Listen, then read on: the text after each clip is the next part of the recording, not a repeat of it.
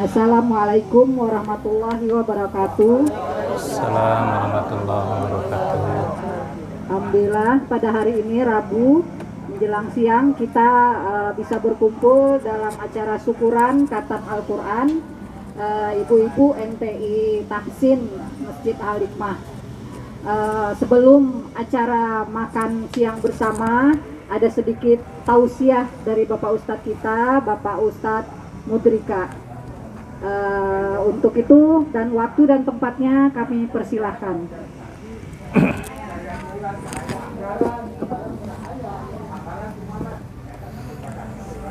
Alhamdulillahirabbil alamin. Nahmaduhu wa nasta'inuhu wa nastaghfiruh. Wa na'udzubillahi min syururi anfusina wa min sayyiati a'malina. May yahdihillahu fala mudhillalah wa may yudlil fala hadiyalah. Asyhadu an la ilaha illallah wahdahu la syarikalah wa asyhadu anna Muhammadan abduhu wa rasuluhul ladzi la nabiyya ba'da, amma ba'du.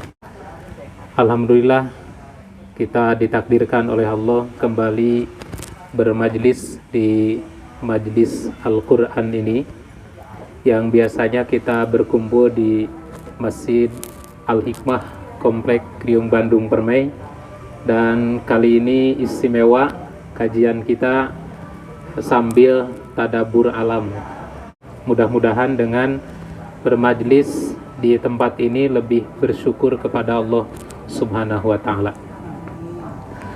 Ibu-ibu yang dirahmati Allah, pada kesempatan ini juga sebagai bentuk tasyakur, kita sudah selesai melaksanakan program tilawah Al-Quran. Alhamdulillah sudah tamat, dan ini tentu saja bukan akhir dari tadarus kita, bukan akhir dari kajian kita. Ini adalah pertama kali kita tamat ya. Nah, untuk materi kali ini sehubungan dengan kita tasyakur atas selesainya tilawah Al-Quran 30 juz, maka pada kesempatan ini sedikit ingin saya sampaikan beberapa hikmah dan fadilah dari khatam Al-Quran atau tadarus Al-Quran. Yang pertama, kata Nabi SAW, hikmah dari tadarus Al-Quran atau keutamaan tadarus Al-Quran itu kita akan diberikan as-sakinah. As-sakinah itu artinya ketenangan, dan akan dilimpahi limpahan atau curahan rahmat dari Allah Subhanahu wa ta'ala. Ini berdasar hadis yang diriwayatkan oleh Imam Muslim dari sahabat Abu Hurairah. Kata Nabi, majtama'a qaumun fi baitin min buyutillah.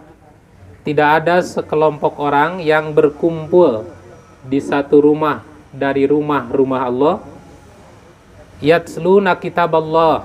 Mereka membaca kitab Allah, membaca Al-Quran.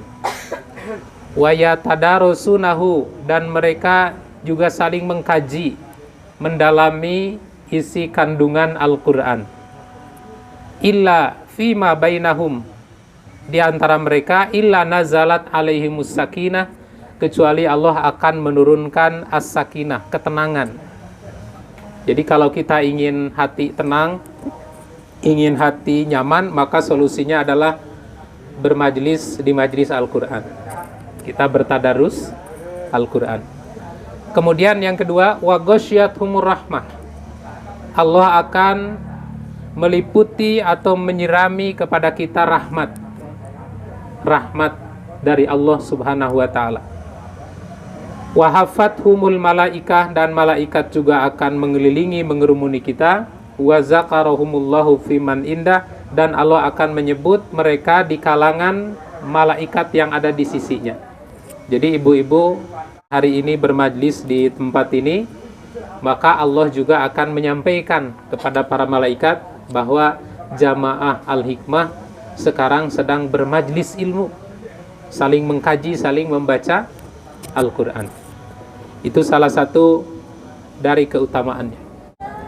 Nah, kemudian yang kedua, fadilah, keutamaan kalau kita mengkhatamkan Al-Quran. Itu dikatakan oleh sahabat Qatadah dari Zurrah bin Aufa,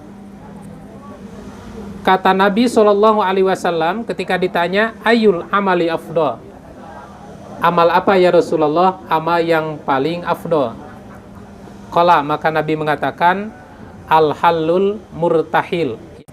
Kemudian sahabat bertanya, apa halul murtahil? Halul murtahil itu adalah sahibul Quran. Sahibul Quran itu secara bahasa sahabat, Bu. Jadi Quran itu memang harus dijadikan sahabat. Bagaimana bersahabat dengan Quran itu? Contohnya, sering membaca. Seorang ulama pernah ditanya bagaimana orang-orang dulu bersahabat dengan Quran. Maka jawabannya seperti orang sekarang megang handphone. Dari bangun tidur sampai tidur lagi nggak lepas dari handphone. Nah begitu orang-orang dulu memegang Al-Quran. Makanya tidak heran kalau orang-orang dulu itu banyak yang hafal ya. Karena mereka memegang Al-Quran seperti hanya orang-orang sekarang megang handphone. Duduk megang handphone, ke masjid megang handphone, kemudian di dapur handphone, lihat resep, tidur ditemani handphone, bangun handphone lagi, ke kamar mandi. Nah seperti itulah gambaran bersahabat dengan Quran. Saking melekatnya Al-Quran di badan kita, di tangan kita, ibarat kita kemana-mana bawa handphone. Nah itu sahib, berarti sahabat Quran. Kalau yang memegang handphone berarti sahabat. Yang disebut halul murtahil itu adalah sahibul Quran yadribu min awalil Quran ila akhiri wa min akhiri ila awali kama halla irtahala. Sahabat Quran adalah orang yang senantiasa membaca Quran dari awal sampai akhir, dari akhir sampai awal. Setiap kali selesai dia mulai mengulang bacaan. Itu namanya halul murtahil. Orang yang selalu memutar mengulang bacaan Al-Quran. Kata Nabi, itulah amal terbaik. Jadi ibu silahkan baca cerita, tapi yang terbaik adalah mengulang-ulang bacaan Al-Quran. Ini istimewanya Al-Quran. Nah kemudian bagaimana caranya kita mendapatkan syafaat dari Al-Quran? Karena ada hadis yang mengatakan bahwa Nabi SAW bersabda bahwa Al-Quran itu syafi'an li ashabi. Al-Quran itu akan menjadi syafaat untuk para sahabat-sahabatnya. Nah pertanyaannya bagaimana supaya kita mendapat syafaat dari Quran? Pertama, belajar membaca yang benar. Karena Al-Quran itu bukan bahasa kita, Bu. Juga bukan bahasa Arab sembarangan. Orang Arab pun harus belajar Al-Quran.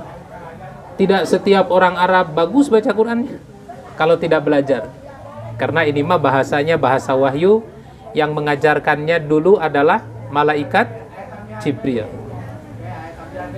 Nah, jaminan atau motivasi bagi orang yang belajar Al-Quran, kata Nabi, al-mahiru bil Quran ma'asafaratil kiromil baroroh. Orang yang mahir teh fasih, bagus bacaannya, indah iramanya, itu disebut al-mahir. Apalagi hafal. Jadi hafal, bagus, dan indah. Tartil, itu al-mahir namanya. Al-mahiru bil Quran ma'asafaratil kiromil baroroh. Orang yang mahir dalam Al-Quran, dalam membaca Quran, maka nanti akan dikumpulkan bersama dengan malaikat yang mulia. Jadi kalau ada orang yang mahir baca Qurannya, bagus bacaannya, fasih, tartil, hafal, itu setingkat dengan malaikat itu. Ini istimewanya Al-Quran. Walaupun kita secara kedudukan jauh kan dengan malaikat. Malaikat mah tidak ada godaan.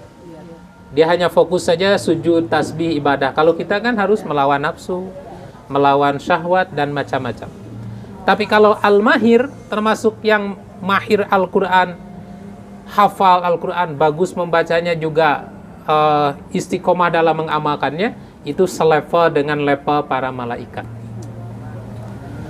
Wallazi yaqra'ul Qur'an wa yata'u fihi wa huwa alaihi syaqun lahu ajrani.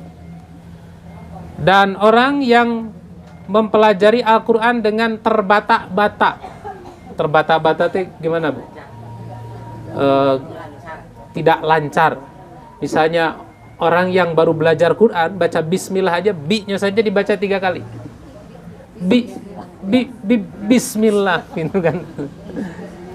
Rahman itu. Itu saya melihat yang belum lancar baca Quran itu kayaknya berat mau mengeluarkan huruf itu. Nah, itu namanya ya ta'u. Ya ta'u terbata-bata. Wa huwa alaihi syaqun, dan dia merasa kesulitan saat membaca Al-Quran itu. Lahu ajroni, tetap oleh Allah diberi apresiasi, dihargai semangatnya, dia akan dapat 2 pahala. Jadi terbata-batanya juga dihargai oleh Allah, tidak sia-sia gitu. Kemudian yang kedua, cara mendapatkan syafaat dari Al-Quran itu adalah senantiasa mendengar bacaan. Jadi ganti sekarang musiknya atau tasmi'nya yang kita dengar itu Al-Quran. Dalam riwayat Imam Al-Bukhari, dikatakan, man qara'a harfan min kitabillah falahu bihi hasanat. Siapa yang membaca 1 huruf dari kitab Allah, dia akan dapat 1 kali kebaikan. Wal hasanatu bi asyri amsalihha. 1 kebaikan dilipat menjadi 10. La aqulu alif lam mim harfun, aku tidak berkata alif lam mim 1 huruf, walakin alifun harfun, walamun harfun, wa mimun harfun. Akan tetapi alif 1 huruf, lam 1 huruf, mim 1 huruf. Kemudian dalam hadis Ad-Dailami, wa man sami'al qur'ana kataballahu lahu bikulli harfin hasanah. Siapa yang mendengarkan bacaan Quran, maka diberi pahala setiap hurufnya 1 kebaikan. Wa hasyara fi jumlati ma yaqra'u wa yarqa, dan ia akan dibangkitkan nanti pada hari kiamat dalam kelompok orang-orang yang suka membaca Al-Quran, dan juga ditempatkan nanti pada hari kiamat di derajat orang yang suka membaca Al-Quran. Maka kita harus ada tercatat di dalamnya, Bu. Kalau kita nggak pernah baca, tidak akan dibangkitkan dengan kelompok itu gitu. Kemudian yang ketiga, rutin membacanya. Jadi bukan hanya sekali-kali, tapi istiqomah. Belajar membaca yang benar. Yang kedua, mendengarkan. Dan yang ketiga, selalu rutin istiqomah membacanya. Dan ini dikatakan oleh Nabi SAW dalam hadis Imam Bukhari dan Muslim. Kata Nabi, iqra'il qur'ana fi syahrin, bacalah olehmu Al-Quran dalam sebulan. Maksudnya tamatkan sebulan. 1 hari 1 juz, bukan hanya di bulan Ramadan. Kalau kita kan menghatamkannya semangatnya di bulan Ramadan. Padahal setiap bulan menurut hadis ini, iqra'il qur'ana fi syahrin. Bacalah Al-Quran, maksudnya tamatkan Al-Quran selama 1 bulan. Kutu, nah ini hebatnya sahabat, Bu. Jadi sahabat mah masih nantang gitu kalau kita mah. Namanya Abdullah bin Amr bin As. Kata Abdullah bin Amr bin As, inilah ajidu kuwah. Ya Rasul, saya mah lebih kurang dari 1 bulan. Saya kurang dari 1 bulan juga kuat. Kata Nabi, kalau begitu iqra'hu fi sab'in. Khatamkan Al-Quran itu seminggu sekali. Berat ya, Bu ya? Berat. Ya, itu tapi kalau Nabi, para sahabat membaca Qurannya jangan dibayangkan seperti kita pegang mushaf, karena hafal, Bu. Misalnya tadi Ibu dari masjid sampai ke sini itu berapa jam? 1 jam ada? 1 jam itu bisa 1 juz. Ya, 1 juz khatam. Jadi dari Al-Hikmah sampai ke tempat ini 1 juz hatam. Nanti dari sini ke Al-Hikmah lagi 1 juz lagi, udah dapat 2 kan. Jadi kalau kita hafal Al-Quran pasti seminggu bisa. Cuman karena kita harus dibantu dengan mushaf, berat gitu. Nah sahabat mah kenapa ada yang sanggup 1 minggu hatam? Karena mereka mah hafal Al-Quran. Kata Nabi, kalau kamu sanggup menghatamkan kurang dari 1 bulan, hatamkan Quran seminggu. Tapi wala tazid ada dalik, jangan lebih atau jangan kurang dari itu. Karena kalau kurang dari seminggu, bacaannya kemungkinannya banyak yang keliru ya, tidak tartil gitu. Jadi maksimal 1 minggu.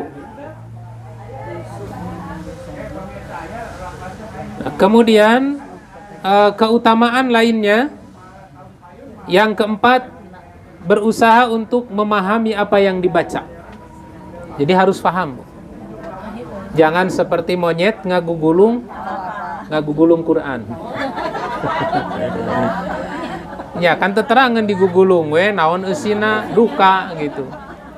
Baca Ar-Rahman, baca surat Al-Waqiah, baca surat apa, hanya tahu lafalnya, isinya apa tidak tahu. Nah, jangan sampai seperti itu.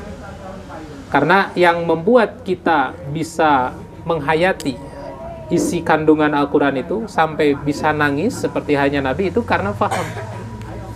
Nabi, para sahabat sering menangis itu karena paham.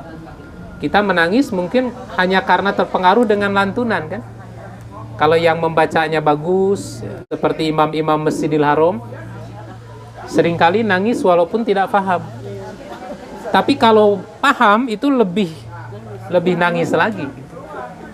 Dan ini seperti yang biasa dialami atau dirasakan oleh Nabi dan Abu Bakar.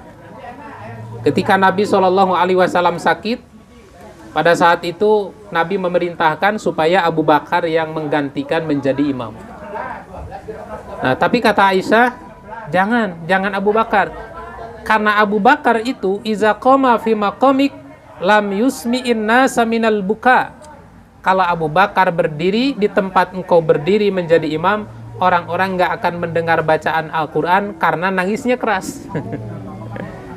Jadi tamat-tamat baca Quran tuh, atau baca sambil nangis tepuguh gitu. Karena saking menghayati atau faham apa yang dibaca. Coba perintahkan Umar. Kata Nabi, Abu Bakar saja, Umar saja, padorong-dorong antara Aisyah dengan Nabi. Dan akhirnya Abu Bakar yang disuruh untuk menjadi imam. Nah, kenapa Abu Bakar itu sampai bisa menangis ketika membaca Al-Quran? Karena beliau memahami apa yang dibaca. Demikian juga Nabi. Makanya ada hadis yang mengatakan Nabi itu kalau membaca Quran ketika lewat ayat azab berdoa ya, memohon kepada Allah supaya dijauhkan dari azab itu. Saat melewati ayat-ayat nikmat tentang surga, Nabi berhenti berdoa memohon kebaikan dari surga itu. Nah, pemiurang lewat ayat azab, lewat ayat siksa, lempeng we dan gak ngerti gitu. Nah, ini perlunya upaya kita untuk memahami ya. Makanya saya usahakan diselip-selip ya. Kalau Al-Fatihah mah ngartos merenani. Ya. Makanya saya usahakan ya, walaupun tidak setiap minggu ada kajian tafsirnya supaya kita paham kan apa yang dibaca di dalam sholat itu, mengerti itu, surat ini maksudnya ini. Kemudian yang kelima, mengkaji, mempelajari dan mengajarkan. Ini seperti tadi yang sudah disampaikan. Itu salah satu cara mendapat syafaat adalah mengkaji dan mempelajari juga mengajarkan Al-Quran. Kata Nabi, ta'allamul Quran, pelajari oleh kamu Al-Quran, fa innahu ya'ti yaumal qiyamati syafi'an li ashabihi. Pelajari oleh kamu Al-Quran, karena sesungguhnya Al-Quran itu nanti akan datang pada hari kiamat, syafi'an li ashabihi, membela sahabat-sahabat Al-Quran. Sahabat Al-Quran tadi sudah digambarkan seperti itu.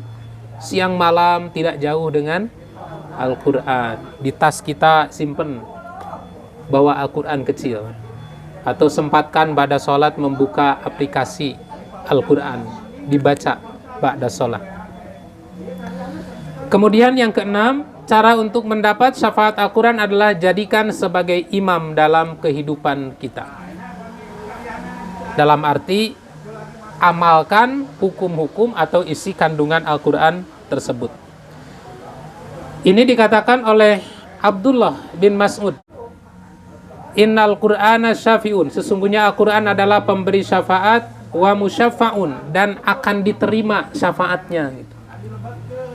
Wa mahilun, dan dia juga wa mahilun musaddaq, dan Al-Quran juga akan menjadi saksi yang dibenarkan. Jadi nanti ibu disaksikan oleh Quran bahwa aku setiap malam, setiap hari suka dibaca gitu. Faman ja'alahu amamahu qadahu ilal jannah, barang siapa yang menjadikan Al-Quran di depannya, maka ia akan menuntun sampai ke surga. Wa man ja'alahu khalfahu saqahu ilan nar, siapa yang meletakkan Quran di belakangnya, maka dia akan mendorong sampai ke neraka.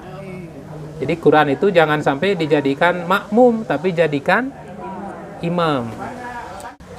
Dan terakhir, ada 3 kelompok yang mempelajari Al-Quran. Kata Nabi, ta'allamul Quran wasalu bihil jannah. Pelajari Al-Quran dan mintalah surga dengannya. Jadi kalau kita setelah selesai membaca Quran, memohon kepada Allah dengan wasilah amal soleh ini, ya Allah beri kami surga, itu boleh. Surga tertinggi. Iya. Kalaupun banyak dosa, proposama tetap saja sampaikan. Nggak ada orang yang bisa lepas dari dosa. Kita mah makhluknya makhluk muznib. Muznib teh berpotensi besar gitu. Berpotensi besar terlibat perbuatan dosa. Tapi untuk urusan nikmat mah jangan merasa tidak pede. Terus saja proposal mah. Asa nggak pantas, bisa saja kalau Allah menghendaki mah. Maka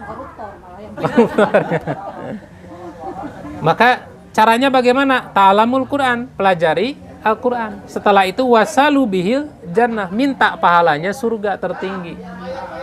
Qabla ayyata'allama qaumun yas'alu bihi dunya, sebelum orang-orang yang mempelajari Al-Quran tapi memohon atau mengharapkan dunia. Ada nggak orang yang belajar Quran ingin dunia? Banyak. Belajar Al-Qurannya bukan mau surga, tapi hanya ingin viral saja. Nah, itu bahaya itu, Bu. Kan salah satu yang paling pertama dilempar ke neraka itu adalah qari'ul Quran. Orang yang belajar Al-Quran, membaca Quran, mungkin hafal, faham, bahkan tafsirnya. Tapi oleh Allah dilemparkan juga ke neraka. Kenapa? Karena kamu membaca Al-Quran itu liyuqala qari'un, kamu mah ingin dipanggil tukang qori, supaya diundang kemana-mana jadi qori terbaik, bayarannya mahal, belasan sampai puluhan juta. Itu nggak boleh membuat tarif. Kalau kita misalnya ditakdirkan oleh Allah punya kelebihan, kan banyak orang yang punya kelebihan, kemudian hafal, lantunannya bagus, diundang qori, nggak mau kecuali sekian puluh juta. Nah, itu nggak boleh itu. Nah, ternyata memang diprediksi oleh Nabi akan ada orang yang mempelajari Quran harapannya ingin dapat dunia. Maka kata Nabi, pelajari oleh kamu Al-Quran, minta surga sebelum Quran ini dipelajari oleh orang-orang yang mengharapkan kehidupan dunia. Kenapa? Karena ada 3 kelompok yang akan mempelajari Al-Quran. Fa innal Qur'ana yata'allamuhu salasatun. Karena sesungguhnya akan ada 3 kelompok yang mempelajari Al-Quran. 1, rajulun yubahi bihi, orang yang mempelajari Al-Quran tapi untuk membanggakan diri. Yubahi bihi, dia berbangga-bangga dengan bacaan Quran. Yang kedua, warajulun yastaqilu bihi, orang yang mencari makan dari Quran. Untuk apa baca Quran? Nyari makan saja gitu. Nah, ini bahaya. supaya dapat panggilan, supaya dapat honor besar. Yang ketiga, warajulun yaqra'u lillahi azza wa jalla, ada orang yang mempelajari Al-Qur'an karena Allah azza wa jalla. Nah, maka yang harus kita perjuangkan, kita ikhlaskan adalah yang ketiga, yaqra'ul Qur'an lillahi azza wa jalla. Kita mempelajari Al-Qur'an bukan untuk berbangga-bangga, bukan ingin dipanggil orang hebat, juga bukan untuk mencari urusan dunia, tapi lillahi azza wa jalla. Kalaupun Allah memberikan rizki karena kita mempelajari Al-Quran atau mengajarkan, itu mah rizki dari Allah, tapi jangan dijadikan tujuan gitu. Nah, ibu-ibu yang dirahmati Allah, sudah 11:30 sesuai dengan perjanjian. Demikian yang dapat saya sampaikan. Terima kasih dan mohon maaf. Aku lupa lihada wa astaghfirullah li wa lakum. Wassalamualaikum warahmatullahi wabarakatuh.